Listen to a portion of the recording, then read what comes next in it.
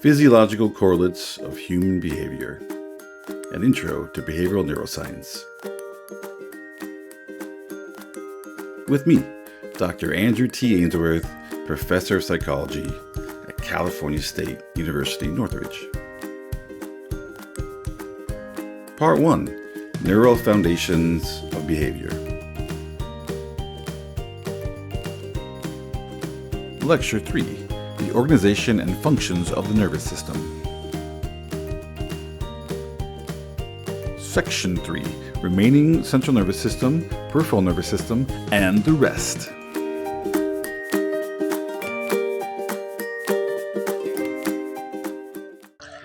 I have performed in a lot of different places, mostly bars and clubs and coffee shops, even backyard parties and stuff. And each and every time I perform, I get excited. My sympathetic nervous system kicks in. I feel excited, happy to be there. I love performing. It feels good. It's energizing. I even feel that way when I give lectures to classes full of students. And I even felt that way when I was up there on those steps for graduation. For 2 different years, I was a name reader.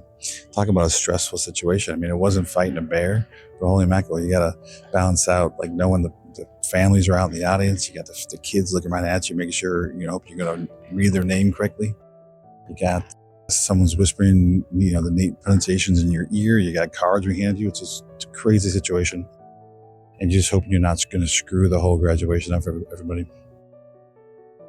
It got me thinking about the fact that no matter what kind of performance I'm doing, whether I'm reading names up there on the steps or if I'm performing at some cheesy club somewhere, my sympathetic system always kicks in really well. It always does a good job. I mean, again, it's not fighting a bear, but it's the same system kicks in, get you going, get you pumped, get you focused to the point where like you'll feel things like hunger, or you have to go to the bathroom and stuff, and you step on stage and all that stuff just goes away.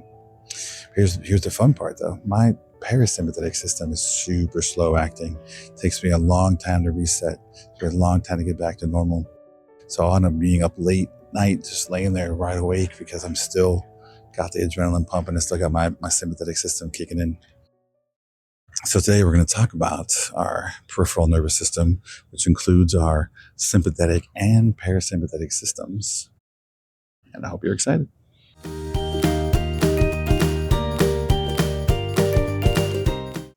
All right, we're back for the last section of Lecture 3. Let's get to it. Here are the bolos. Ventricles.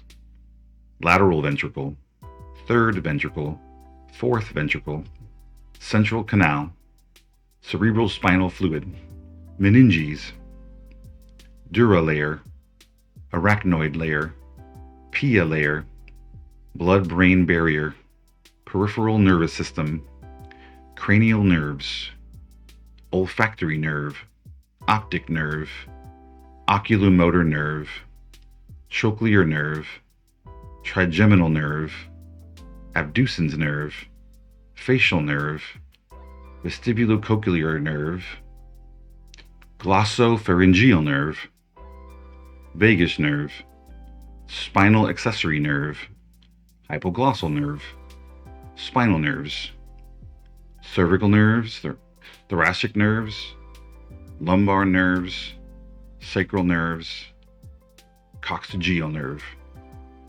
somatic nervous system, autonomic nervous system, sympathetic nervous system, sympathetic ganglion chain, parasympathetic nervous system, proliferation, migration, radial glial cells, fetal alcohol syndrome, circuit formation, growth cones, directional cues, circuit/synapse pruning, neurotrophins, plasticity, myelination, doctrine of specific nerve energies, stroke, ischemic, hemorrhagic, edema, traumatic brain injury, concussion, hydrocephalus, regeneration, neurogenesis, compensation, reorganization, stem cells, and pluripotent.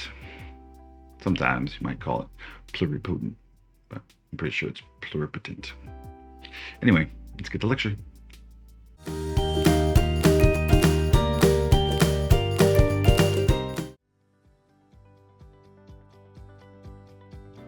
Hey, still with me?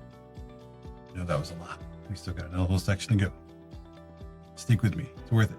This is all the basics you got to know. It's the most important stuff. I swear, it'll be worth it. Hey, Dr. A, back with you again to wrap up Chapter 3, the organization and functions of the nervous system. This is Section 3. We're going to talk about the remaining parts of the central nervous system, as well as talk about the peripheral nervous system, and then some other leftover bits we'll talk about too, like neural development and stuff like that. We're still talking about part 1. This is all neural foundations of behavior. So this is all the beginning stuff, all the important building blocks you got to know before we get to the really cool stuff. I mean, this is all cool stuff. I actually really like this stuff. I love learning about all the different parts of the brain and what they do. Anyway, let's get to it. So even though this is not part of the nervous system in a sense, like it's not transmitting information, it's not neurons and synapses and things, it's still part of the brain. So one of the parts of the brain that we haven't talked about yet are the ventricles. The ventricles, sounds like a vent, right? Vent system. It just sort of is. Think about, a car has a coolant system in it, right? You put coolant to keep the car cool. Well, the ventricles pump cerebral spinal fluid through our brain and spinal cord. And it helps to sort of keep things cool. It also carries things from the blood vessels to the CNS and transports waste materials back out to be disposed of, right? To be, digested, to be burned off. The ventricles are these spaces in the brain where these fluids reside, okay? So you have 2 lateral ventricles. They run through the frontal, occipital, and temporal lobes. Okay, they're lateral because they're on the sides. You have the 3rd ventricle, which is between the thalami and the halves of the hypothalamus. Those two, they're hard to differentiate because they look like they're in the same place. They're all sort of together. All sort of where the lateral ventricles sit to the side and on top of the thalamus and basal ganglia. The 3rd ventricle is sort of coming between them and around the hypothalamus. And you got the 4th ventricle that's found. It's very, very small, found right down by the cerebellum and the hindbrain and brainstem. And then that thins out and becomes a little canal that goes into the spinal cord and carries that spinal fluid throughout our spinal cord as well. All right, so let's take a look at where those are in the brain. So here's, the diagram of the brain. You gotta think of this as we're looking at the right side of the brain, but from the left side. So if you're thinking about, like, if I was, this from my brain, it'd be this way, right? It'd be cutting my brain down the middle. We're looking at this side of my brain, but we're looking at it this way. We're looking at the middle of the brain on the right side. So we're looking at the right part of the brain, well, the right hemisphere of the brain from the left side. Okay. You see the large. It's kind of hard to tell. These are actually coming out to the outside. Okay, so these are coming outward this way as well, like 3-dimensionally. So these are the lateral ones here. And you have the 3rd ventricle, which is here, sort of around the thalamus and hypothalamus. And so it extends out to the hypothalamus area here. And then down here, it's very small, is the 4th ventricle that's right near the cerebellum. And then that narrows down and goes into the spinal canal. And you can sort of see where all the structures are. You also see that there's cerebral spinal fluid labeled here too, right? And then this part, it's because we'll talk about in a second, there's in the meninges, part of the arachnoid layer, there is cerebral spinal fluid that also is surrounding our entire brain. It's like a little canal that our brain's sort of floating in all the time. So that is extending out all the way around here. And then again, there's cerebral spinal fluid all through there. It's all through our brain and spine, cerebral spinal fluid. So, as I mentioned before, there is this layer of protective actually layers of protective tissue around the brain. Underneath the skull, the bone of our skull, there is the meninges. So the brain and spinal cord are super vulnerable to physical trauma. Now, these are soft tissues. If they get banged around a lot, they're going to get damaged.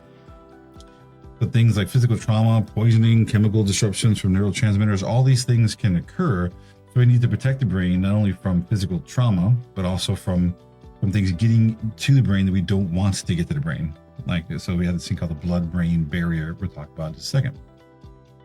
So we have our first layer of defense is our skull. Okay, so that's great. We have this hard bone, right? I don't know if you can hear this or not.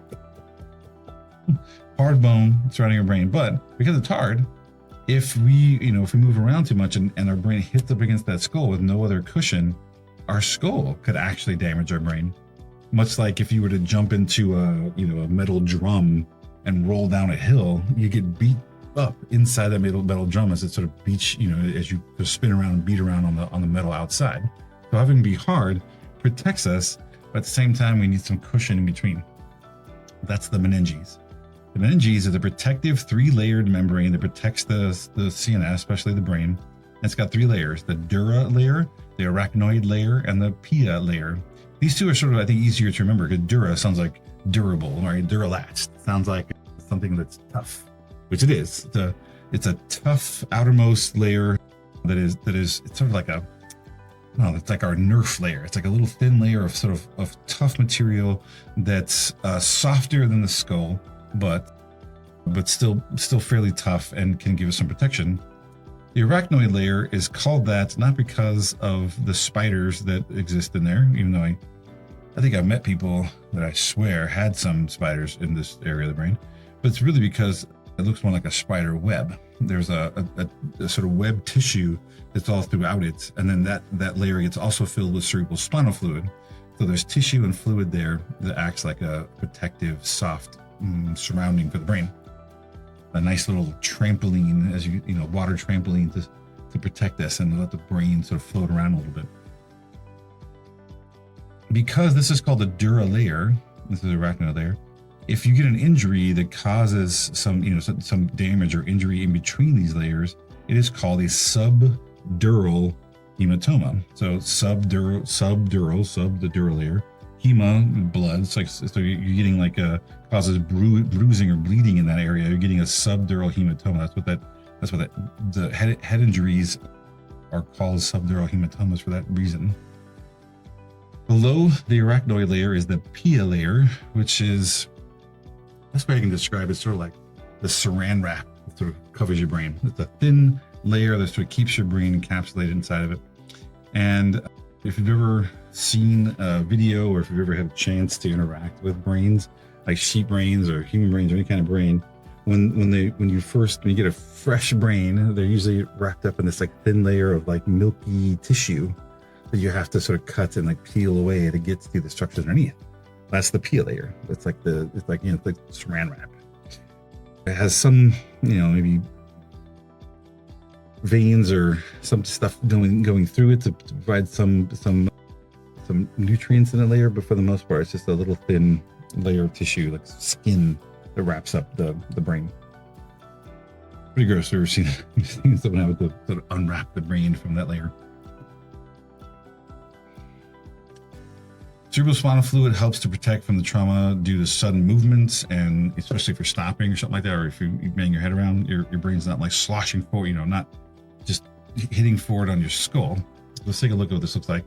You have the bone here of our skull, and it looks like this little porous, it has holes in it, because that's how our bones are. Our bones are porous. There's even if you've heard of osteoporosis, which is bone loss as you get older, especially I think it's more common in women as they get older. It's because they get more porous. You get more of these sort of holes in your bone. You get bone loss and become brittle. There's also diseases and disorders and things that actually cause brittle bones, and those bones just have more holes, less structure, become more brittle. Anyway, so this is our bones, our first layer of protection. It's like our own personal helmet. And I guess in some ways we do have sort of skin and hair and other things outside that can, provide some little bit of protection to you. But This is our main line of protection from severe injury and trauma. But again, even this could traumatize the brain if our brain smashes up against it too hard. It could come to a sudden stop and our brain just sloshes forward. You don't want your brain moving around. So underneath this bone, we got all this sort of packing foam, like you get boxes from from Amazon or something like that. This is all the packing foam around our brain, keep it nice and safe. First one, this sort of red part here is called the dura mater, the dura layer. Again, think of it as like a spongy, tough material, like Nerf or something, that helps to give us a cushion in between the skull and the rest of the layers. So we're going from like hard to softer yet firm and tough to even softer, which is the arachnoid layer. That's this layer in blue, and it's in blue because it's also filled with cerebral spinal fluid. And all the tissue that's in there that provides structure in between the dura layer and the pia layer is why they call it the arachnoid layer. It looks sort of like spider webs that are all sort of providing structure around the cerebral spinal fluid, but keeping everything sort of separate and giving us some space between these layers. Again, the pia mater, the pia layer here is just a thin wrap around the brain that keeps everything sort of inside and intact. Then, of course, you got the first layer of the cortex, which is the gray matter. And underneath that's the myelinated part that is the white matter of the brain. Also, to protect the brain, we have the blood-brain barrier. You might have heard this before, like, oh, this certain chemical, or I think I might even said it too, talking about dopamine. If you give patients dopamine directly, the dopamine itself can't pass the blood-brain barrier, so they have to give it something else. And usually it's L-Dopa that can pass the blood-brain barrier, and our brain then turns it into dopamine.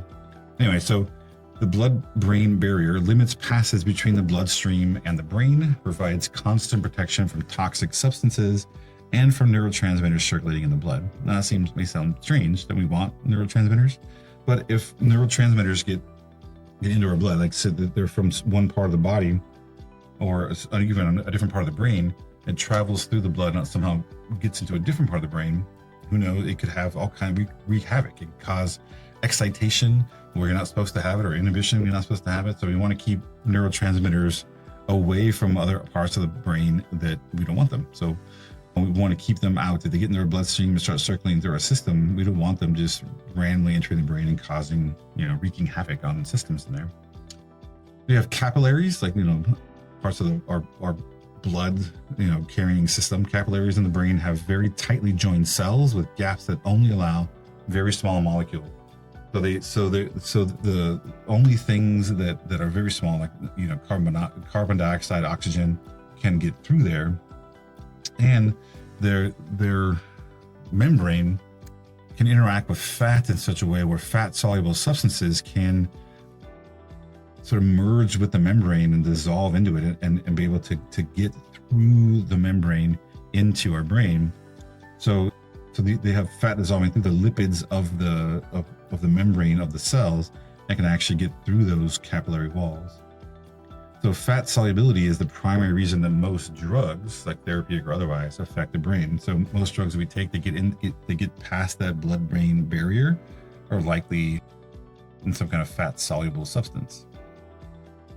However, there are some water-soluble substances that can get through, but they need like specialized transporters to sort of get through those membranes. We need something else to carry it in there. They can't just get in by themselves.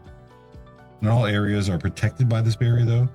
The structure surrounding the ventricles can be vulnerable to toxic substances. So if something like, for instance, a bacteria or virus can get into the cerebral spinal fluid and get into the ventricles, it can cause all kinds of things. So going back for 1 second, this picture, the term, remember these layers here, the dura mater, the arachnoid layer, and the pia layer, they're all part of the meninges. So the meninges, so think about if we're able to get some kind of infection into this area of the brain, through the cerebral spinal fluid here, and gets past the blood-brain barrier because it's in the cerebral spinal fluid itself, can cause stuff like meningitis. So meningitis is an infection of the meninges. It causes swelling and fever, and it can put pressure on the brain and cause all kinds of crazy things happening. See things, hear things, It can affect your speech. It can affect your ability to move around and walk, and all kinds of stuff, depending on where the swelling and where the infection is occurring in the meninges. It can actually wreak havoc on the brain in all kinds of ways. That's where that term comes from. If you ever heard of meningitis, it's because it's something that infects the meninges layers around the brain. So anything that comes into contact with cerebral spinal fluid, like parts where there are ventricles, like the thalamus and hypothalamus, and parts of the brain that are right near the ventricles, are more vulnerable to those substances getting through and affecting them and getting past that blood-brain barrier. And talking about the skull and the meninges and all this and the ventricles and all that stuff, we've now finished the CNS. So we're done with the central nervous system. And that's everything about the brain, spinal cord that we need to talk about. Now, I do want to make sure that, I want to mention or reiterate that, again, we're talking about the CNS and the PNS as if they are these separate structures. They're all really part of the same system. They all interact with one another. It's just as soon as they leave the spinal cord, we talk about them being peripheral. But there are parts of the brain that control, say, the heart and lungs. Well, they're going from the brain through these cranial nerves we'll talk about in a second, through the spinal cord, out to the spinal nerves, into the periphery, and then back through the sensory system through that same structure all the way back to the brain again. So they function as one continuous system, even though we're talking about them as two different systems. Okay, so it's not like there's some definitive separation in different nerves, different tracks of nerves. The separation becomes a lot less clear. Let's move on to talk about the peripheral system.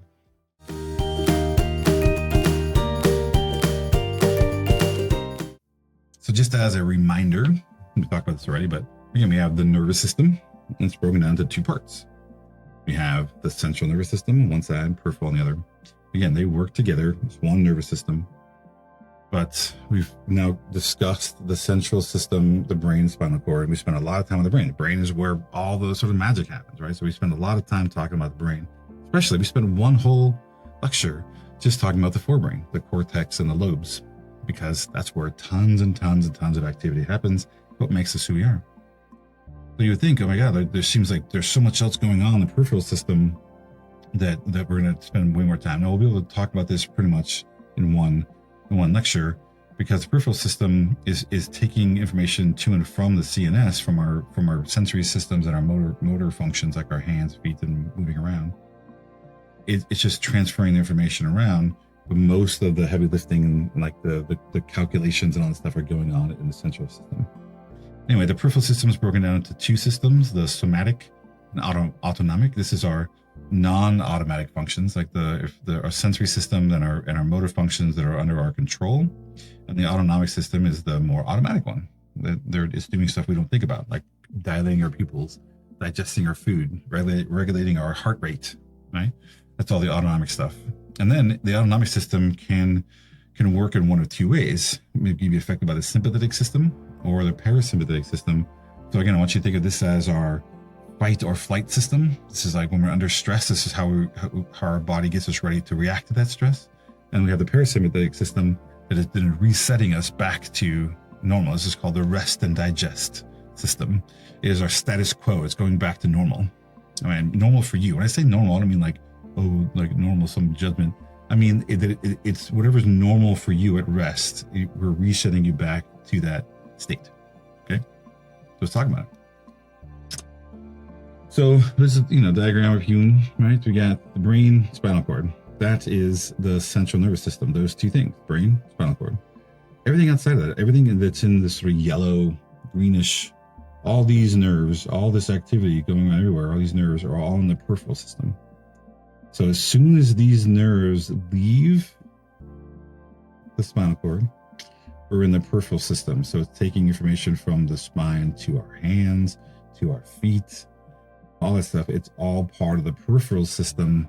And we'll talk about all those nerves in just a second.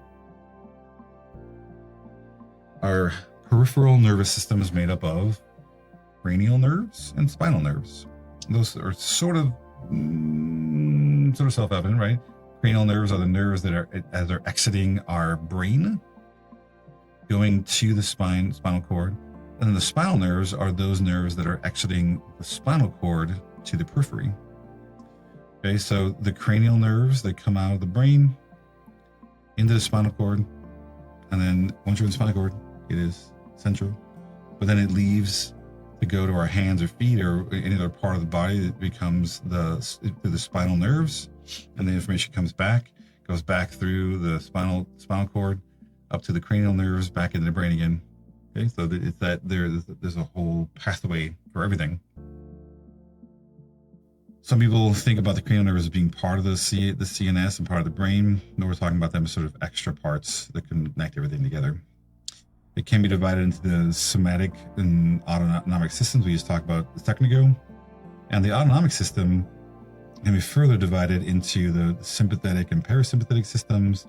And then we can talk about the sympathetic ganglion chain that connects all the sympathetic information together and gets us to react, to respond to stressful stimuli. So the cranial nerves are nerves which enter and leave the underside of the brain. So they're not quite, even though we have the spinal cord leaves, there are also other nerves that leave the brain and then connect to the spinal cord on its way down. They enter and exit from a ventral side of the brain. Ventral means, right, this is the ventral part. So again, if you look up ventral, it's coming from the underside of the brain. There are 12 pairs of nerves, numbered 1 to 12 in Roman numerals, typically.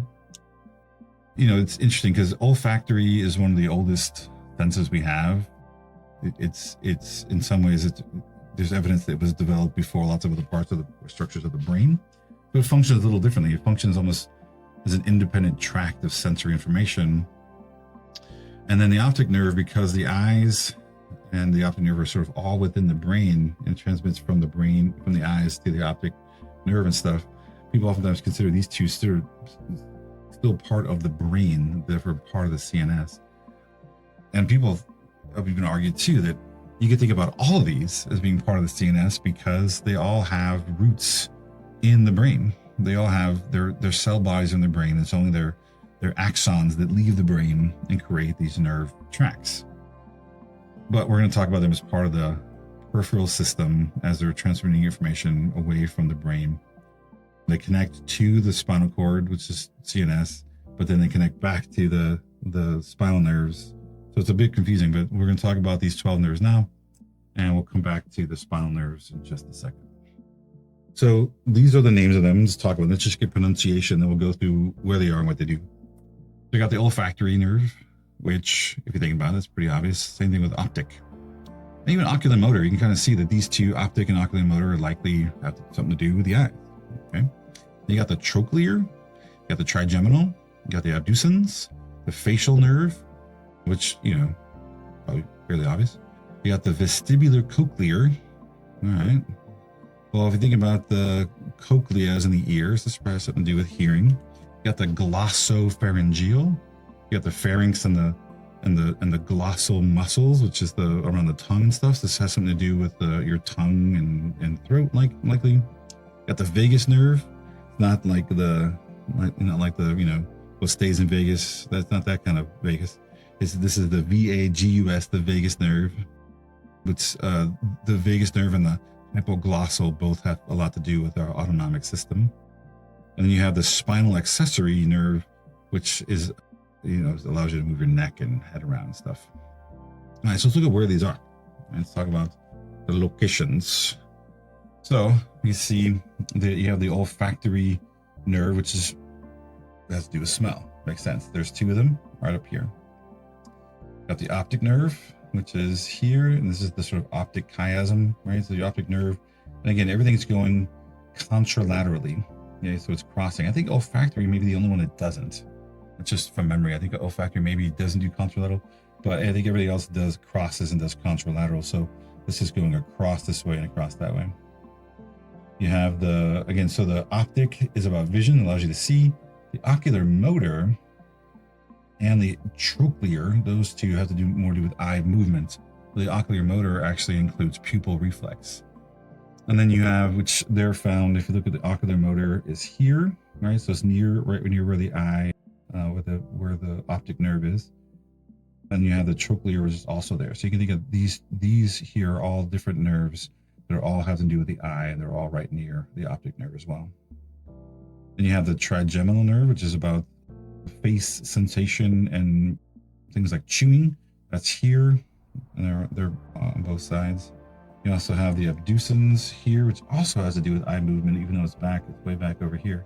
So this abducens is here, has to do with your ability to move your eye around.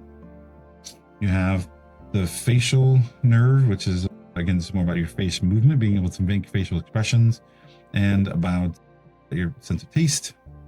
You got the vestibulocochlear, which is hearing and balance. So your vestibular system is the liquid in your ear that allows you to balance. Your cochlea is what allows you to hear. So this nerve, which is found here, it's on both sides, is for hearing and balance. You have the glossopharyngeal. This is throat sensation, taste, and swallowing. And that is found here. It's found right there. Okay, connected. It's on both sides. You get the vagus nerve, which is here, also found on both sides. That's for movement, sensation, and abdominal organs. You can see that the hypoglossal, which is also found here as well, movement, sensation, and abdominal organs. So these two things have a lot to do with movement, sensation, and abdominal organs. So a lot going on here with the sort of autonomic system with those abdominal organs like digestion, your heart and lungs and things. And then you have, last but not least, this accessory nerve, which is to control the muscles in the neck and allow you to move your head around, move your neck. That's sometimes called the spinal accessory nerve. It's there. These are the numbers, right? So olfactory is 1, optics 2, oculomotor is 3, trochlear is 4, trigeminal is 5, abducens is 6, facial is 7, vestibulocochlear is the 8th, glossopharyngeal is the 9th, vagus is the 10th, spinal accessory is the 11th, and hypoglossal is the 12th. Okay? Those are our cranial nerves and what they do. Just to highlight a little bit about the cranial nerves, I'm not going to go through all of them. If this were a more advanced course, we'd probably spend some time going through every one of these and talking about exactly what they do and what they affect. But I want you just to get you an idea of what they are and what they do, and just to highlight a little bit. So here's the vagus nerve. So the vagus nerve is this nerve here, and it actually impacts all these different systems. Now you don't need to memorize all these. I'm not going to ask you about the pulmonary plexus. Well, what I want you to get at is that this one nerve, it comes down, it affects the larynx, the pharynx and soft palate, the heart, the esophagus, stomach, and small and large bowel, the liver, and the pancreas, spleen, small intestine, and kidneys. So it has some hand and some impact or influence on every one of these things going down. So it's a big part of the autonomic system in terms of digestion, in terms of heart rate, in terms of turning oxygenating the blood and all that stuff. So that's the sort of vagus nerve, and this is sort of how everything works. Even though it's a cranial nerve that comes down here, it's affecting all these systems that are in the periphery, in these peripheral nerves. Now, for spinal nerves, so you got to think about this. You got everything's in the brain. Okay, you have brain, and then there's cranial nerves that are coming out of the brain and then combining into the spinal cord. They're coming down the spinal cord as a unified sort of cord all the way down, and then all along the way, I think that's like an elevator. All along the way, as the information's going down, there are certain nerves, certain information is getting off at different places along your body. So in the upper part, like your neck and upper back and stuff in your spinal cord, they're getting off and affecting things like your arms and maybe your heart and lungs. As you go down further, it's affecting your intestines and your stomach and other organs. As it goes further down, you get in your legs. So these spinal nerves are the places where the information is splitting off in the spinal cord. Through that spaces in each of the vertebrae, it's exiting and entering from the body and combining these spinal nerves. All right, so you have, I'm not going to go to each one of them individually because there's a lot of nerves. I don't want you to get into that detail too much. What I want you to just remember is that there are 8 cervical nerves, which means that these are the ones, your cervical vertebrae are your neck vertebrae. They connect the head, neck, shoulders, and elbows are all cervical nerves. The thoracic nerves, there's 12 of them. So thoracic is, you have 12 thoracic vertebrae, which is your upper back. So just below your neck as it enters into your shoulders, sort of down to the middle of your back, those the thoracic vertebrae. You have 12 thoracic spinal nerves. They connect to the lower arms, upper torso, and internal organs.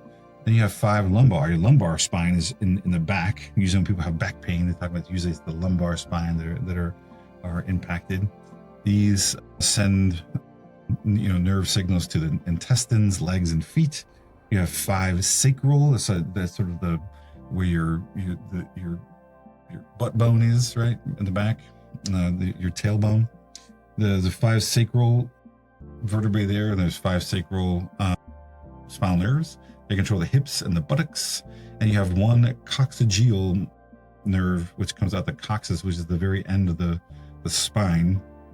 It's like the coccyx is like your the end of your tailbone. So there's 1 nerve that comes out of that, and that connects solely to the rectum. Sends information to and from the rectum. Okay, those are the spinal nerves. There are 8 cervical, 12 thoracic, 5 lumbar, 5 sacral, and 1 coccygeal.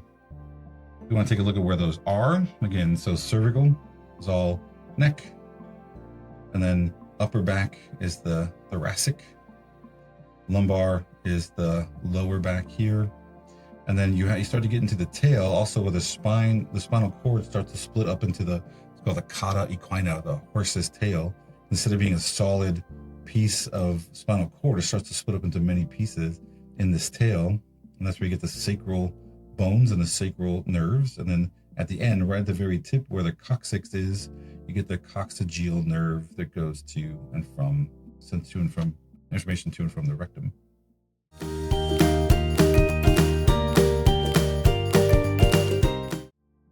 So the cranial nerves connect to spinal nerves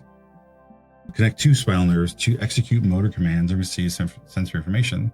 So we got from the periphery, everything's going to and from the spinal nerves, up the spinal cord, to the cranial nerves to connect to different things in the brain. Somatic nervous system includes the motor and sensory neurons. So these are the sort of conscious things, like being able to feel and touch things, being able to recognize when you're in pain, those kind of things. Be able to control your hands, your feet. Those are all the sensory and motor voluntary systems, are a part of the somatic system. And it brings information to and from the CNS through the spinal cord and through those cranial nerves. This is how we interact with the outside world, right? The autonomic nervous system mostly controls smooth muscles, stomach, blood vessels, the glands, and the heart and other organs. So it does all the stuff that we don't want to have to think about. These are all the automatic systems. It's primarily motor, meaning that it's primarily sending signals from parts of the brain to those organs to tell them to speed up or slow down or do whatever they're doing in terms of digestion and heart rate and things. But there are some sensory paths in there, because sometimes it needs to react to information, to sensory information, like your heart needs to speed up to respond to other things going on in the body. There is some sensory pathways to help to regulate its own operations, but for the most part, it is something that's being controlled automatically from the brain through the spinal cord out to these autonomic systems. We can further divide the autonomic system into the sympathetic and parasympathetic. Let's talk about those now and figure out what the difference is between the sympathetic and parasympathetic. So the sympathetic system, often referred to as the fight or flight system, and the analogy that's always used, or the metaphor that's always used, is if you were walking through the woods and came across a bear, what would you do? Well, you try to figure out if you should try to scare the bear away, or try to fight the bear, or try to run from the bear. Your body is already starting to set you up for whatever decision you're going to make. Okay, so if you want to run, you want to fight, whatever, we need to get the body ready as quick as possible to be able to do whatever it is you decide to do. That's the sympathetic system. It's gearing you up to fight or flight. So it's going to do things like dilate your pupils. It's going to make your pupils open up so you can see more. It's going to let more light in. You can see better. It's going to relax the tissue in your lungs, your bronchi, so that you can actually bring in more oxygen. You can take deeper breaths. You can actually use more, bring more oxygen into your system. It's going to accelerate and strengthen the beats of your heart. So as you're bringing in more oxygen, your heart's going to start cranking that oxygen through your system better, so that things like your arms and legs and your brain, everything can work more efficiently, and work better. It's going to, at the same time, it's going to stop your stomach and intestines from doing what they're supposed to do, because if we're being threatened by a bear's chasing us, probably doesn't matter if I'm digesting the last meal that I had. It's probably better to reserve the energy being spent on those things and put the energy towards other systems. So at the same time, it's getting your heart to beat faster and stronger. It's also contracting vessels so that your blood pressure goes up, so you can actually get the blood through your system as fast as possible, especially to organs that you need to be able to fight that bear. So now the bear's gone. You fought it off, you scared it away, or you ran away and got to safety, whatever. However you got away from the bear. Well, your system has to reset. It doesn't make sense to continue dilating your pupils or having, relaxed bronchi, or having your heart racing, burning up a bunch of calories that you don't need to burn up anymore. So you're wasting lots of energy now that the threat is gone. So the parasympathetic then kicks in, and this is your rest and digest system. It's going to contract the pupils back to normal. It's going to constrict the bronchi back to where they're supposed to be. It's going to slow your heartbeat. And now that we're done running and doing all this crazy stuff, we just burnt a bunch of calories.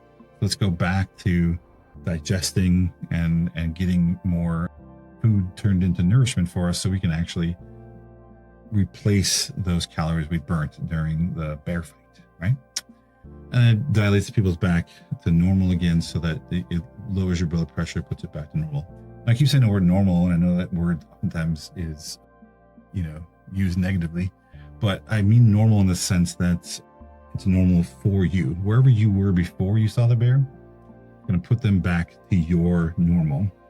Okay, so if you have high blood pressure, your blood pressure may get higher during the sympathetic system, but as it goes back to normal, it's going to still be high blood pressure. And there's something to say too, that if you think about it, if our sympathetic system is the system that's supposed to raise our blood pressure and all that stuff happening, so you start thinking, well, maybe people who have blood pressure issues, like who regularly have high blood pressure, maybe there's something going on in their sympathetic system, where their sympathetic system is just always overly triggered. So it could be caused by stress. This is one of the reasons why stress, like job stress and, just ongoing stress of any sort, can cause heightened blood pressure, because our sympathetic system is staying kicked on all the time. You're always in fight and flight mode, and keeping yourself always sort of going that way can lead to all kinds of physical issues, because you're burning through things all the time. Keeping your system always prepared for fight and flight is not super healthy. So just to reiterate again, I like, repeating things sometimes in different forms. So you saw the picture, and let's just talk about it. Now you can read along with me. You got the sympathetic system is the fight or flight system. It activates the body in ways that help cope with demands such as emotional stress and physical emergencies. You get increased pulse and respiration rate to provide the body with needed resources. You got blood pressure increases, which shift blood supply to internal organs and the brain. It tenses the muscles up, getting them ready for action. The sweat glands get released. Sorry, they don't get released. They start to release sweat. Sweat glands start to get you sweat, because as you're in this fight or flight mode, it's trying to keep your body cool. So you start to sweat a bunch. So it keeps you from sort of overheating while all this is going on. Which is interesting, because if you think about this, so think about these symptoms. Where else do we run into these kinds of symptoms that seems sort of interesting? So dating, you go on that first date, or you meet someone for the first time you find attractive, what happens? You get sweaty palms, your heart starts to race a little bit, you start to feel, like you can't breathe or something. All that's happening because your body is responding to this attractive person in the same way it does if you run into a bear. Right? So it's also activating your fight or flight system, because you're trying to figure out how to get your body geared up to do the right thing, to prepare yourselves to actually start to woo this person, to court them, whatever old phrase you want. So it's interesting. So one of the things that people tell you, that if you're talking to somebody and you notice their pupils dilate, that's a sign that they actually might find you attractive. I don't take it too seriously. It could also be the light changed in the room or something. But there's that. You notice they're getting a little sweaty. You notice those things. All those are signs that they actually find you attractive as well. So it's interesting that we see, people that we're attracted to when we're having to interact with them. Our body responds in the same way as like a threat from a bear attack. Pretty fascinating. And sometimes, if you're lucky, that never goes away, and you feel that way by the person all the time. I guess that could be unhealthy. You do want the parasympathetic system to kick in and get you to relax around them too. I don't know. It's been a long time. I haven't dated in a very long time. So that's the sympathetic system. Additionally, the sympathetic branch arises from the thoracic and lumbar areas of the spinal cord. So most of what's going on, again, is the upper and lower back is where most of the sympathetic system is coming from. And there's something called the sympathetic ganglion chain. So ganglion is just, again, another term for a nerve cluster. So the sympathetic ganglion chain, most sympathetic neurons pass through this chain, run along each side of the spine. In the chain, they synapse with postsynaptic neurons that rejoin the spinal nerve and go out to the muscles and glands they serve. So they're basically saying that what's happening is you got this ganglion chain, this related to the sympathetic nervous system, running down your spine, and it's connecting to those nerves that it needs to make all this stuff happen, to get you to start sweating, to open up your bronchi and your lungs. The system tends to respond as a unit. So when a threat comes at you, a bear jumps out at you, or you're going through Halloween Horror Nights, at Universal Studios, you have someone jump out at you and you like freak out. It cranks all at one time. Your pupils, your lungs, your heart, like all that stuff's all happening at the same time. It responds as a unit, as all part of the sympathetic ganglia. It's all connected together, because you need to be able to act quickly. So it needs all those things to get in line as fast as possible. The parasympathetic system, on the other hand, again, is our body's rest and digest. It slows activity back to all those organs that are activated by the sympathetic system, except for digestion, where it kicks it back into gear again. It works in balance with the sympathetic system. So as the sympathetic system cranks up, it's fairly inactive, and as the sympathetic system starts to wind down, it starts to then crank up. Most of the nerve endings there arise from the extreme ends. So I'm talking about the cranial nerves and the spinal nerves of the sacral end of the spinal cord. So they're sort of coming from two very different ends of the system, and they are not as interconnected as the sympathetic system. This is because with the sympathetic system, we have a threat, so we have to respond to it as quick as possible. Well, now the threat's gone, we don't have to undo that as quickly as we sort of triggered it all. So we can actually, undilate the pupils. We can, relax the bronchi. We can do all those things as needed. So they're not done all at once. They're done more in stages as stuff is needed. So we can actually effectively, work on those things that it needs to be reset earlier, and like probably get kicking digestion in first, and so it's able to work a bit more independently in terms of turning those things back off again or on, depending on what needs to be changed. Okay, so it's not as interconnected, it's not as full force as the sympathetic system is. We talked about the ventricles, talked about now the cranial nerve. We talked about the PNS, the cranial nerves. It's the spinal nerves. We talked about the somatic and autonomic systems, the sympathetic and parasympathetic systems. That wraps up everything about the peripheral system. But I'm going to talk about how all this develops in our brains during the life cycle, right? So as we go from the embryo to fetus and all those stages, how does our neurons develop? Let's talk about some of that.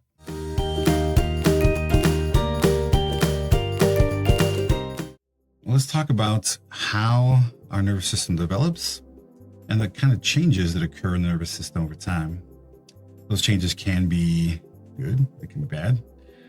Let's talk about that stuff. So here are the topics we're going to cover. We're going to talk about things like proliferation and migration, circuit formation and pruning, plasticity, myelination. We talked about myelin before. Well, how does it get there? Where does it come from? And we're going to talk about things like reorganization, injury, and recovery in the nervous system as well. Proliferation refers to, it's a fancy word for where cells are coming from, how they first begin. The stage in which the cells that will become neurons divide and multiply at a rate of about 250,000 new cells every minute. This has happened during the sort of embryo fetus stage of development. There's a place called the ventricular zone, which, it sounds like ventricles. It's actually the central part of what this thing called a neural tube. I'm not getting too much into development. It's really more of like take the developmental psychology course. You can get more into some of these topics. But basically, you have a neural tube. It's the start of the brain. It's basically some fluid and some cells that are starting to divide and starting to create the brain as we will eventually know it. It's a hollow tube that it's the ventricular zone, which surrounds the hollow tube that will later become the ventricles and the central canal. Right. So it's starting off with that central ventricular zone. Cells are starting to divide. They're starting to spread out, and with the goal of starting to create that cortex. We want the cortical part of the brain to be developed early on, because then that will then start to take over some of the developments later on in terms of, developing the arms, legs, and all the other systems, heart, lungs, all those things. The brain will eventually take over once we get to a point where it can. So we're getting these 250,000 new cells are occurring every minute. Just crazy. That's a lot. But what are they doing? Well, eventually they start to migrate. So they're all being created at first in this central ventricular zone. But then the brain starts to have the brain is not developed yet, but the cells start to migrate to create the brain, a stage in which these newly formed neurons up here move from the ventricular zone to their final location. Well, they're starting to move out into the parts of the brain and develop all the different pieces of the brain. Most of them move perpendicularly from the ventricular surface to spaces along that ventricular zone that will eventually become the cortex. So the ventricular zone is sort of an early stage of the brain where eventually most of that will become the layers of the cortex that are in the brain. So a lot of this is helped along by radial glial cells. So these are cells which guide migrating neurons to their final location. So let's take a look at that for a second. This is a very rudimentary drawing, but I wanted to give you some idea without getting too much into detail about all the different layers and things. But this is where this is starting to unfold as the ventricular zone is starting to sort of unfold. Okay. And you're starting to get what's going to eventually, all this is going to become the cortex, but it's still early on. Okay. These cells down at the bottom are starting to expand, and you're starting to get, so again, if you think of this as that ventricular zone where it's around a sort of central ventricle, will eventually be the sort of central part of the brain. So they're all here, they're starting to expand out, and the way they expand from being in this ventricular zone where the proliferation is happening, right? The way they move out and start to expand to create the rest of this is these radial glia start to expand out and create scaffolding. So these are sort of pre-neuronal cells. They're not neurons, but they're sort of establishing where the neurons are going to go.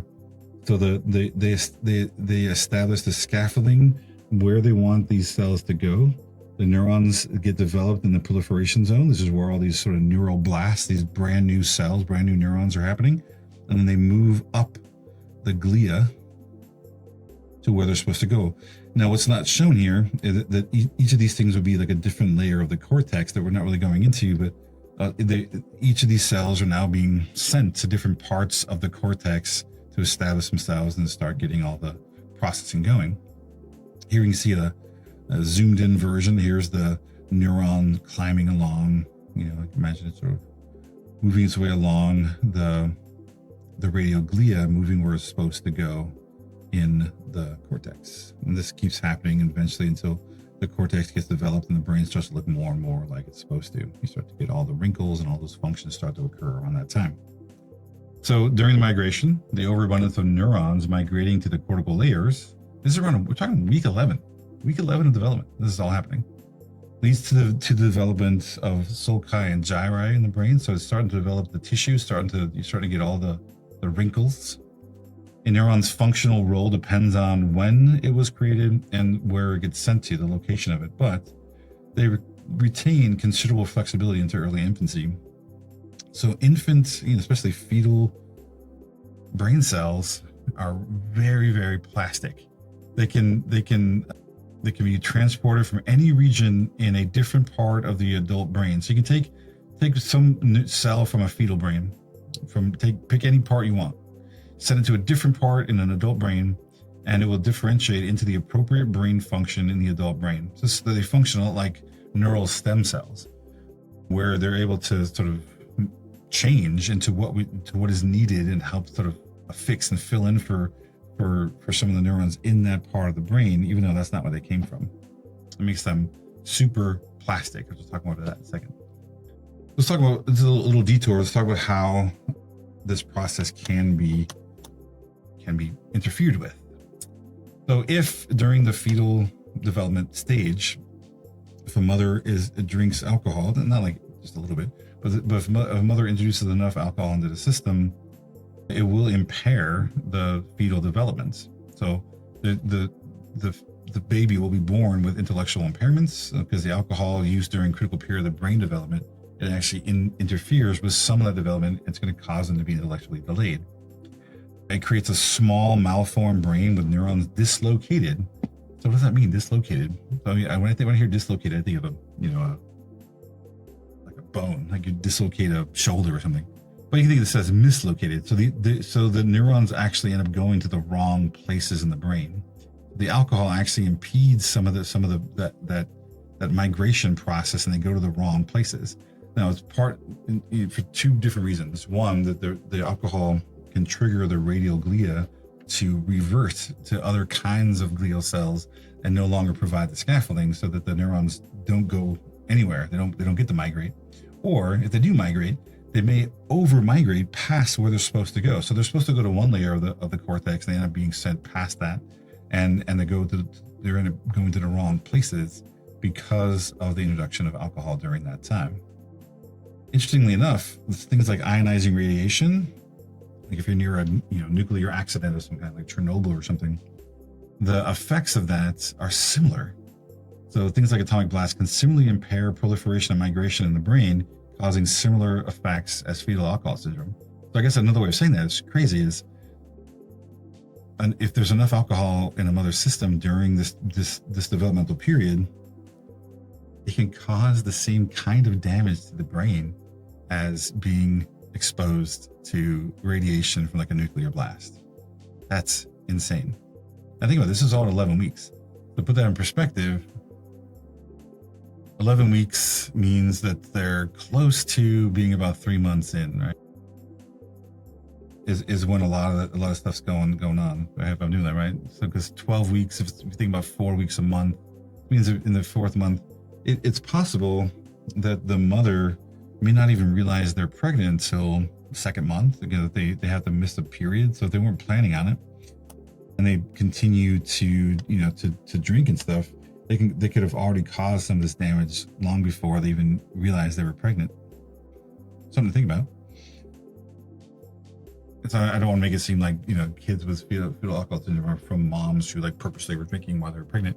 It's likely that for some of them they may not have known they were pregnant at the time, or forgot that they were pregnant. I guess I don't know.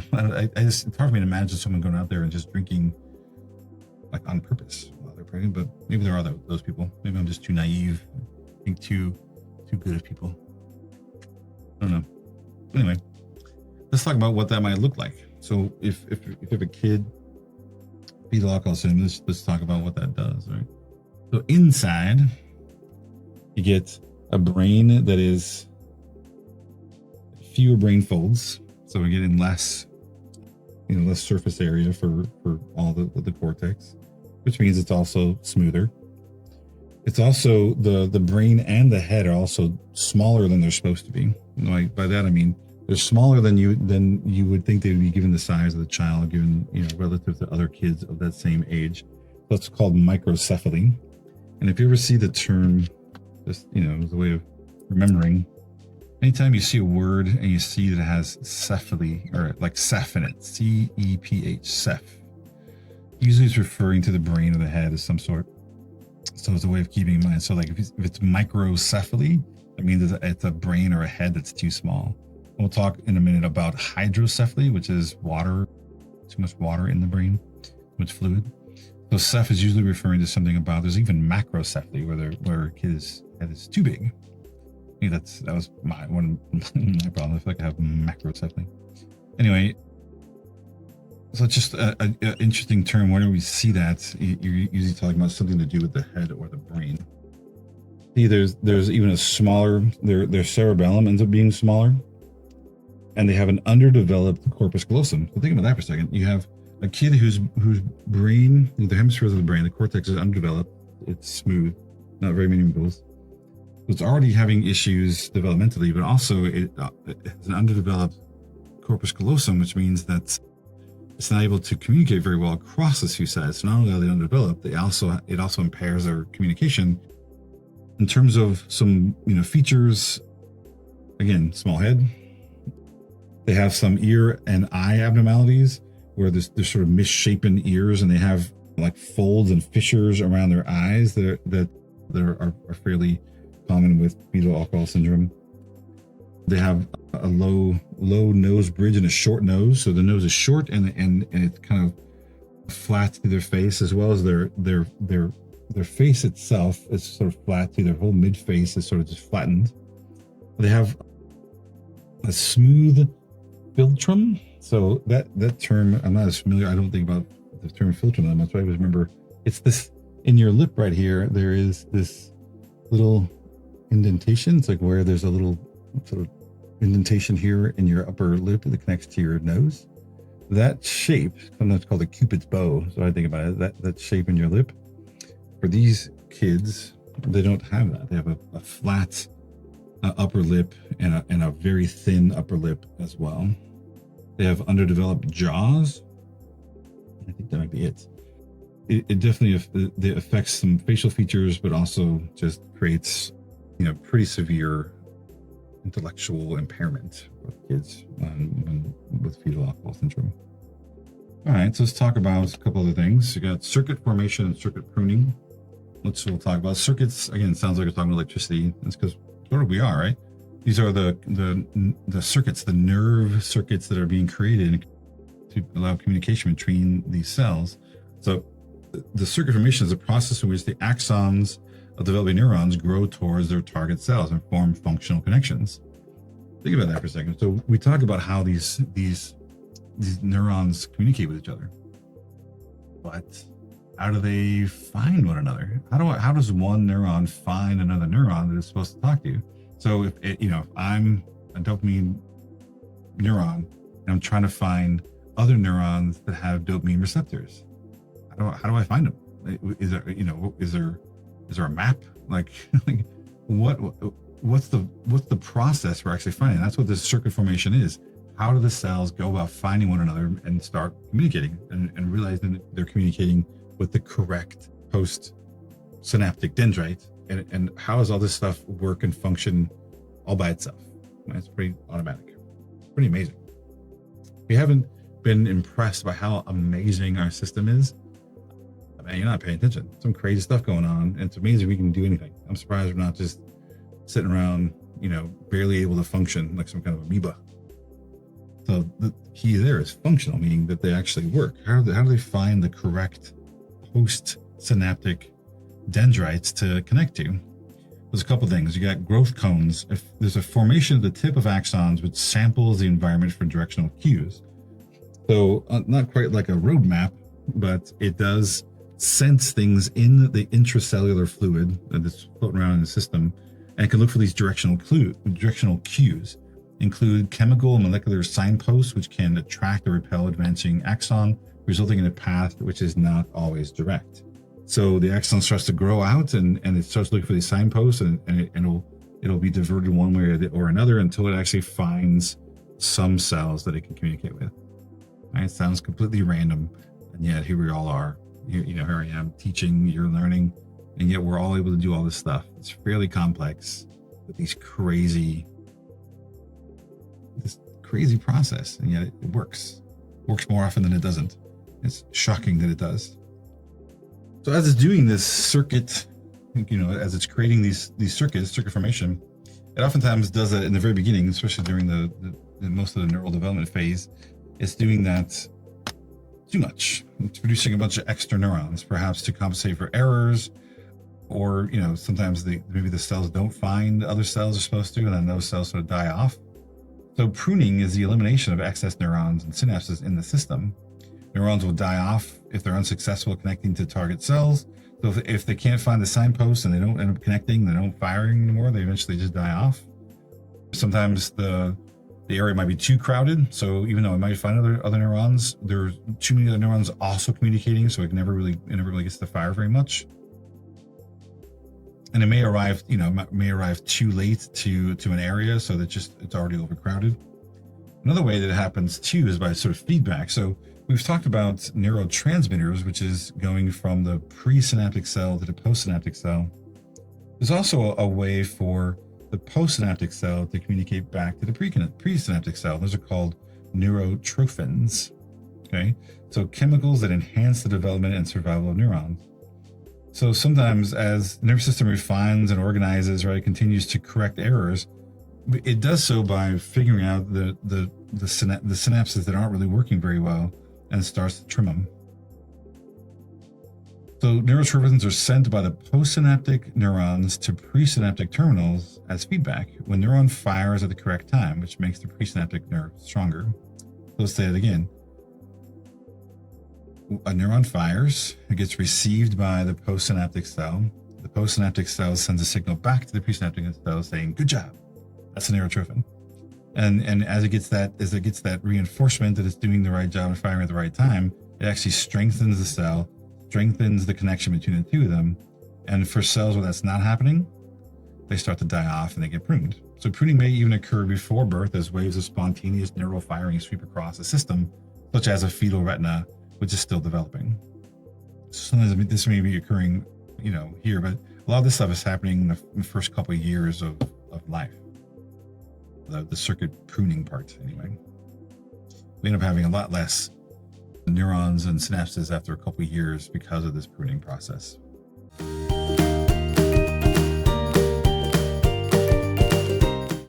All right, let's talk about plasticity. I mentioned the term plastic before. I said that the infant neural cells and stem cells are highly plastic.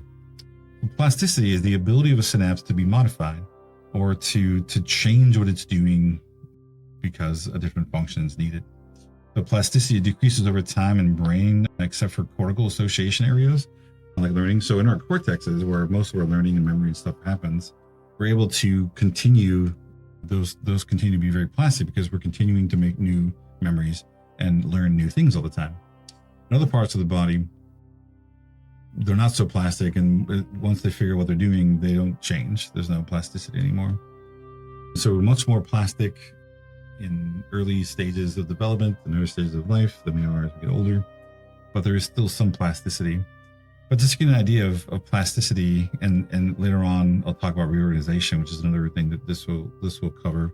Let's look at a very super interesting example of an extreme example of plasticity and reorganization in the brain. Okay, so this is Jody, and Jody is as a very young girl. She had surgery to remove half her brain. One whole hemisphere was removed, and she was able to function fairly normally, live a fairly normal life. Another interesting side note about this is that Ben Carson, who was a 2016 presidential candidate and became the Secretary of Housing and Urban Development or something like that from 2017 to 2021, I think. So he was, he's a politician and stuff. He at the time was a neurosurgeon. He's the one that did the operation on her brain. So just to connect things together. So presidential candidate, was once a neurosurgeon. He's the one that actually did this operation on Jody when she was a kid. Let's watch this about Jody and see just how fascinating this is that she has only half a brain. I had embedded Jody's video in my own video here, but then YouTube blocked it. So if you want to watch it, scan the QR code, pause the video, go watch it, come back, and I'll see you in a couple minutes.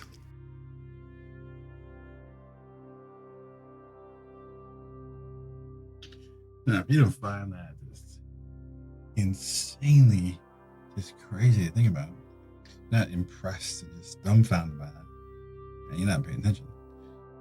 I know people with whole brains that don't function as well. That's Joey does, right? It's pretty amazing, right? In terms of neural development, we also have the process of myelination. It's the final step in maturation of the nervous system. The brain begins with the lower structures, right? So the parts of the middle brain, the cerebellum, the midbrain, all those things start first, and they start to develop the hemispheres and the outside of the cortex. And it develops the occipital lobe first, and then proceeds through to the frontal lobe, where the prefrontal cortex is actually the last thing that's developed.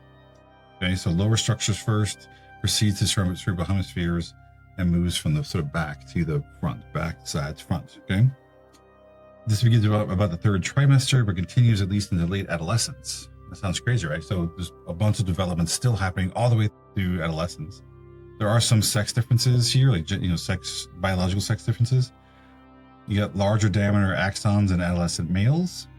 Some males develop slightly greater white matter volume needed to insulate these large axons, and females develop greater white matter density due to higher numbers of connections. So they have more connections in the brain, while males tend to have more myelinated cells and thicker axons, which is pretty interesting. The prefrontal cortex is last to mature, which is why young kids through adolescence tend to show some, very immature behaviors, because they don't quite have that prefrontal control just yet. It hasn't quite matured. So their conscious control over their behaviors is not quite fully developed until adolescence, probably not even until the end of adolescence, when they're in late teens, early 20s. About neural change. So we got neural development. Now, how do our neurons of the nervous system change? So how experience modifies the nervous system, aka learning.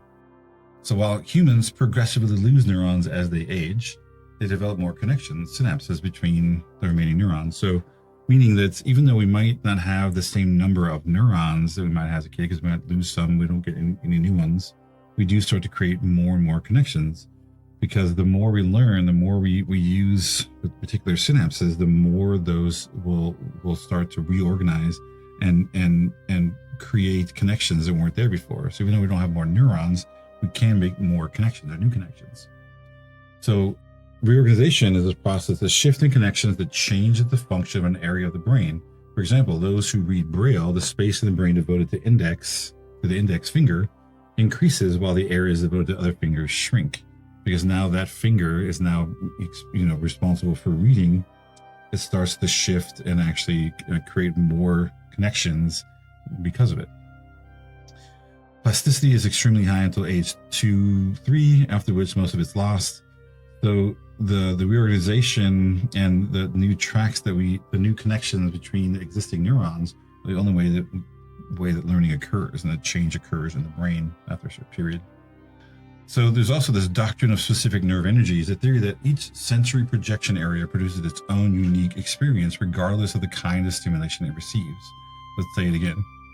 This is a theory that each sensory projection area, like our sensory projection. So our sensory cortex, our visual cortex, the olfactory center, the auditory cortex, all these things, they only know one kind of stimulation. So it's like seeing stars after trauma to the visual cortex, right? So you hit in the head, you see stars, even though it had nothing to do with your eyes. Your brain interprets it as something you have seen. So in those blind from birth with no visual cortex activity, Electrically interfering with the visual cortex does not produce a visual disturbance, but does result in disturbance in the sense of touch. So people who are born without sight, they tend to experience the environment using their sense of touch. So they're feeling things, so they know what people look like based on touching their face, right? So that part of the brain, when it receives information, it starts to interpret it as sense of touch, because that's how they have, basically how they've learned to see is through their hands. So the visual cortex then starts to recognize it as touch instead of as sight. So let's talk about some neural change in the other direction in terms of injury. What happens when things go wrong? Okay, you have like stroke. So stroke is the 4th leading cause of death in the United States and a major cause of long-term physical and mental disability. Strokes are caused by loss of blood flow, both oxygen and glucose, because those things are needed to, for those cells to work to the brain. You got 2 different kinds of strokes. You got an ischemic stroke and a hemorrhagic. An ischemic stroke is caused by the blockage of an artery. So sometimes you get chunks of cholesterol, other things that are floating around that are breaking loose or something, plugging an artery, preventing it from blood from flowing and having some obstruction.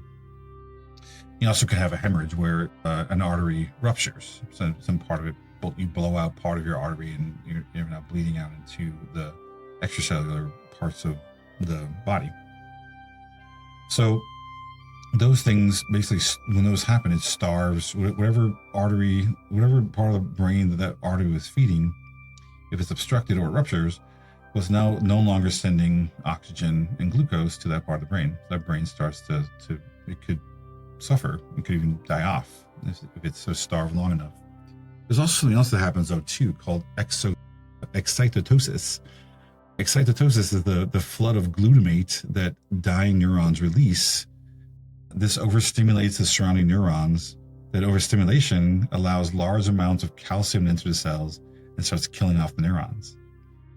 Right? So not only are we cutting off oxygen and glucose, so they're starving, we also, there's stuff that starts getting sent in, like calcium and stuff, that start killing off surrounding neurons, killing off that part of the brain as well. Also called an edema. Edema is fluid, increases the pressure on the brain and causes further impairment. So, the edema is so all these things are happening at the same time. We're starving it. There's chemicals being released into that part of the body that's telling it to sort of kill off these cells. And then also, because everything that's happening, there's excess fluid in that part of the brain as well. It's causing pressure and can actually damage the brain and cause further impairment because of the pressure from that edema. Also, these are all things that could happen all as part of having a stroke, and it causes impairment or destruction of parts of the brain. Other types of injury, things like traumatic brain injury. So I mentioned like being hit in the head and why we have, a skull and a meninges and stuff protecting us, but still, if you get hit hard enough, it's going to cause some brain injury. So it's a condition caused by external mechanical force, such as a blow to the head, sudden acceleration or deceleration, or penetration by some object, can all cause different kinds of injury to the brain. Traumatic brain injuries account for 30% of all injury deaths, about 55,000 annually. And 35% of the TBIs are caused by falls, plus 17% due to traffic accidents. So that's quite a bit. These are people just falling down, hitting their head. And also, again, traffic accidents are causing a lot of TBIs. I don't know if this includes, I know that there's a lot of interest in traumatic brain injury in sports, especially in sports like football, where there's repeated head injury, or even in boxing, where there's constant head trauma going on. So there's lots more studies being going on in TBIs within sports as well. I just don't have those stats in front of me. What about concussion? So a concussion it says mild, but it's still pretty severe. It's not a direct TBI, like something that's a massive injury, but you can cause an injury to the brain. You have a mild traumatic injury caused by blows or acceleration, deceleration common in automobile accidents, sports activities, and battlefield explosions. This is where you're getting hit in the head. It may or may not cause loss of consciousness. Usually, if you do get knocked out, if you get hit in the head and knocked out, usually that's a pretty good sign you got a concussion, but are followed by headache, drowsiness, and memory loss, which may dissipate after 3 weeks of rest. Recurrent concussions, however, so having one concussion, probably not a big deal, still not great. But if you're doing something where you're having repeated concussions, again, like sports, the football, boxing, where you're getting hit in the head quite often, recurrent concussions can cause cumulative brain damage. So it can lead to a traumatic brain injury because of the cumulative damage caused by these less severe, but still not good for your brain injuries, like concussions. So even a single severe concussion, right, where you have unconsciousness and amnesia, can lead to memory or attention deficits and brain atrophy detectable a year later, right? Protect your damn head. Your head is so important. Wear helmets when you're supposed to. Try not to, don't do things where you're hitting your head constantly. If you're riding a bike or doing anything like that, wear a helmet to protect your brain. Once you damage your brain, that's it. Another thing that occurs, since we talked about ventricles, we talked about cerebral spinal fluid, there's also something called hydrocephalus. It occurs when cerebral spinal fluid is blocked and fluid interferes with brain's growth. This usually happens during development, but it is another thing like, we talk about fetal alcohol syndrome and how it impairs the brain function. Well, hydrocephalus can too. So typically producing severe intellectual impairment in kids. This can be alleviated by shunts. It's like a tube they stick into the ventricles to help it sort of drain out, so it can drain into the bloodstream. However, sometimes impairment is avoided without intervention. So interestingly, they're having cases where a hydrocephalic patient with cerebral walls less than 1 millimeter thick, so their ventricles filled with so much fluid, they were huge, pushing on parts of the brain. They showed very thin walls. They graduated with honors in mathematics and was, all by all accounts, socially normal. So it's not like it's a permanent sentence, but it is interesting to see where this is like, no hydrocephalus. But here again, there's too much cerebral spinal fluid in these ventricles. It's gonna put pressure on parts of the brain. It's gonna cause the brain tissue surrounding it to be smaller and to be constantly under pressure. And oftentimes can lead to, if this happens, really early on, it can actually lead to also macrocephaly, which is increased head size, because it's pushing on the brain, which is then pushing on the meninges, pushing on the skull, and it's actually developing a much larger head than they would have normally. This is another kind of injury that can be caused internally by malformed ventricles or by the cerebral spinal fluid not being able to drain properly or to circulate properly, and it sort of builds up and causes pressure. So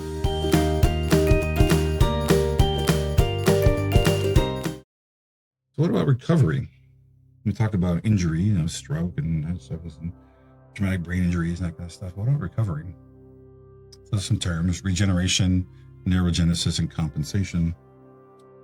Well, there is some recovery. So regeneration is the growth of severed axon. So this occasionally occurs in mammals, possible, at least in the peripheral nervous system, and occurs using myelin as a guide tube for the regeneration of the neuron. But it can happen. There has been some cases where it's been shown. However, the environment for regeneration is hostile at best. So it's not always going to be super successful, but it can be. In the CNS, no longer produces the chemical and molecular conditions that stimulate and guide neuronal growth. That all happened during the fetal developmental period. Glial cells also block the pathway with scar tissue and produce axon growth inhibitors, while immune cells in the damaged areas may interfere with regrowth. So if you get damage to part of your brain, you're likely not to regenerate any of the damaged neurons. You're not going to. Possible, maybe a little bit in the peripheral nervous system, like if you damage a neuron in your arm or something like that, maybe, but not in the CNS. What about neurogenesis? So maybe if we can't repair neurons, can we just get to new ones? This is the birth of new neurons. It occurs in several areas of adult animal brains, primarily in the hippocampus and the region near the lateral ventricles, which supply the olfactory bulb.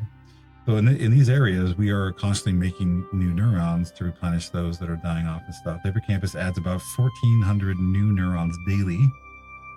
Blocking this neurogenesis interferes with certain types of learning, That's how we know that the hippocampus is involved in learning, because if it can't do this, we have trouble learning new information.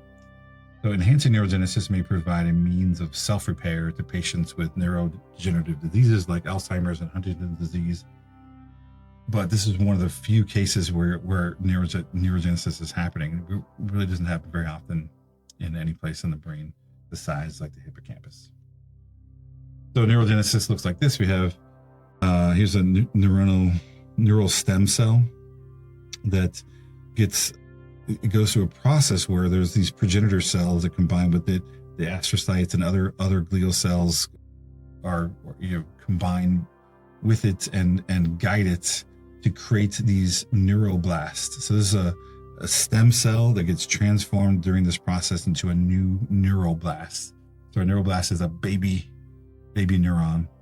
It goes through some growth process where it develops its dendrites and axon, and then you get an immature neuron here, and then a mature neuron there, and then it gets sort of sent out to where it's supposed to go.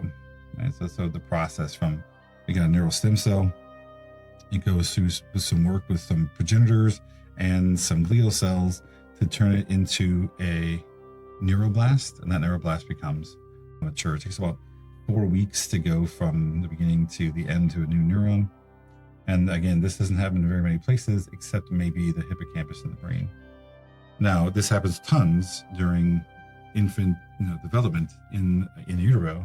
All those progenitor, the process of generating all those new cells during the proliferation stage, this is what's happening. They're creating all these new neurons. Much of the recovery from damage comes as edema diminishes and glial cells remove dead neurons.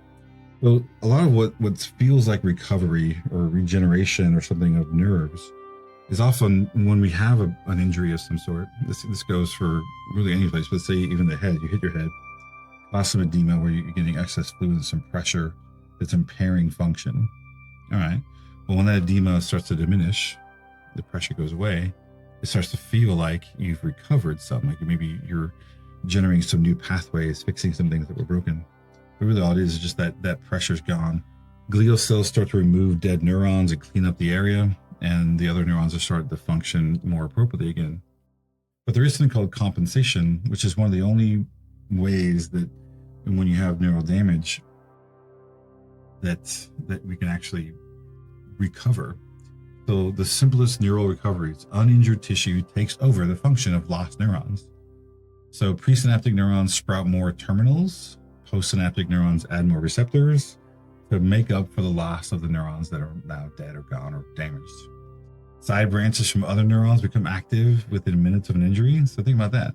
When an injury stuff happens, other neurons start to send branches out to try to bypass the damaged areas. So changes are like those which occur during learning, like physical therapy. So let's say you have an injury to some part of the brain. The changes that you see in the brain where they start to compensate and you get some restructuring, some reorganizing, is similar that you see during any process of learning new information or putting new memories in your brain. So so there's some thought that like physical therapy, where again, if let's say you have damaged part that controls your leg, your movement in your leg, physical therapy and stuff could help to train the parts of your brain to help promote the compensation needed, and you might be able to get back some of the ability you had before.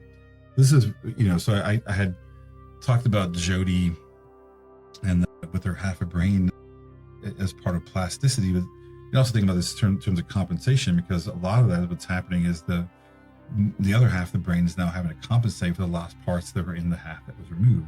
So yes, this neuroplasticity, they're learning to do new things, but it's also compensating for the parts that were removed in her brain, and that's how she was able to function fairly normally. But if they had waited, they probably would have seen a lot less compensation, and she would have had a lot more issues developmentally growing up. So last part of this, in terms of recovery, is reorganization.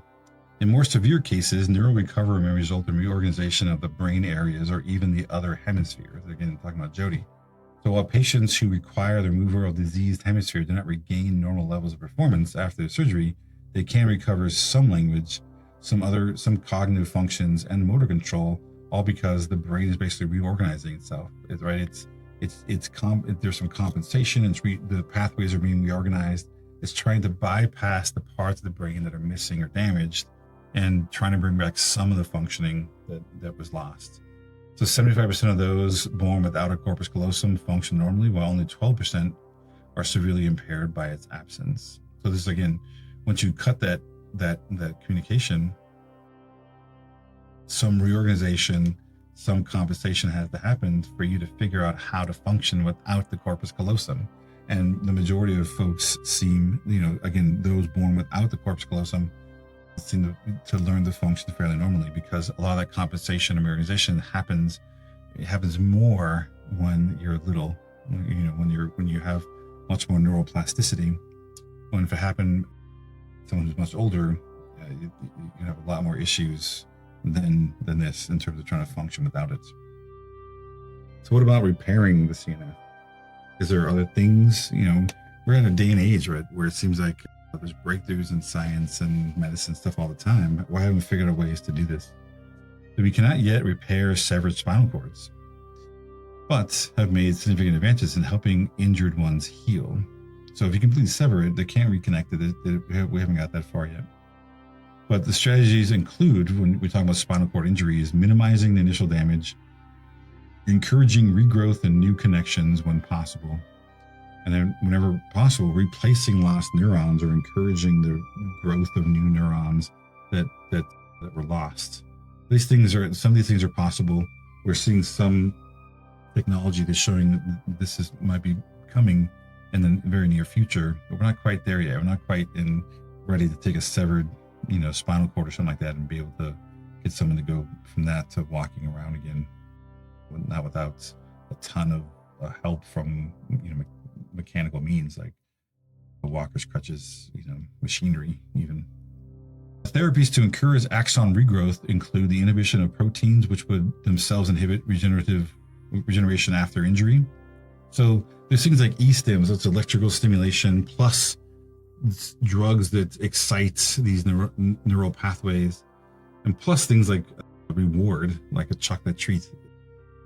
They found that rats with severed spinal cords regained some function, including walking and even sprinting up staircases after 4 to 5 weeks when doing this. So there is some movement towards this. We're just not there yet. Stem cells, which are undifferentiated cells that can develop into specialized cells, such as neurons, muscles, blood cells. So embryonic stem cells, again, these are cells from embryos, are what's called pluripotent, are able to differentiate into any cell in the body using chemical signals from the environment, which means that if you have a damaged spinal neurons, it's possible that stem cells can be introduced to that part of the body and help to regenerate some of that tissue. Adult stem cells are less potent, and most are confined to areas with high replacement rates, such as skin, intestines, and bone marrow. Anyway, so there's a lot of promising research coming out about stem cells, the ability to replace damaged tissue. It's just, this is a super controversial topic because we're talking about embryos. These are likely aborted, embryos and fetuses that we're taking those from and putting them in to help repair tissue in adults.